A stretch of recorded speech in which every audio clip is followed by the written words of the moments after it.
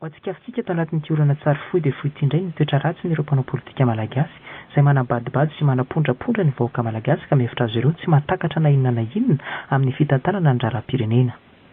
Ratsivina mantsy dia nanao tatitra ny Zatandro Nitondràna ny voalohan'ny repoblika tetsy Mahamasina ary nilaza izy tamin'izany fa eo ampelantanany ny andota taratasy rehetra manam-pirofo fa azo atao ny mampidina ny viditsolika.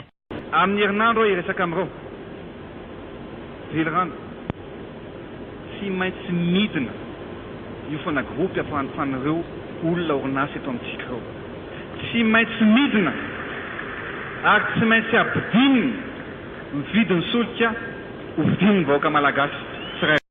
Taorian'ny fampitaniana tamin'ny mpandrarano solika nefa 100 ariary ho an'ny lasantsy, 50 ariary ho an'ny gazoil ary 500 ariary kosa ho an'ny pétrole.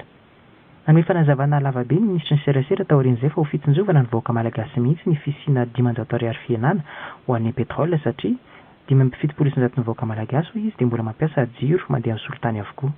Lainga nefa izany fanazavana izany satria ny gazoil no tena ampiasain'ny vahoaka malagasy be indrindra satria ny fiara mivezivezy mitatitra entana eto Madagasikara izay mividy hatrany amin'ny 1000 litatra sy ireo fiara fitateram-bahoaka mivezivezy manerana Madagasikara dia samy mampiasa ity gazoil ity avokoa. Mazava ho azy fa misy fiantraikany amin'ny fiainan'ny vidim-piainana sy ny sarandalana ny fiainan'ny gazoil. Mazava izany fa ny tombontsoan'ny mpandrarano nivoatra tao anatin'ny fampitaniana ka matiantoka ireo mpandrarà raha ny entana mandeha be indrindra no asiana fiainana betsaka. Ratsivina ihany koa dia efa nisy fiainana hatrany amin'ny 100 ariary ny viditsolika teo aloha ary tsy nilana tamin'ny mediatika ngeza be sy negosiasion fa natanteraka izany.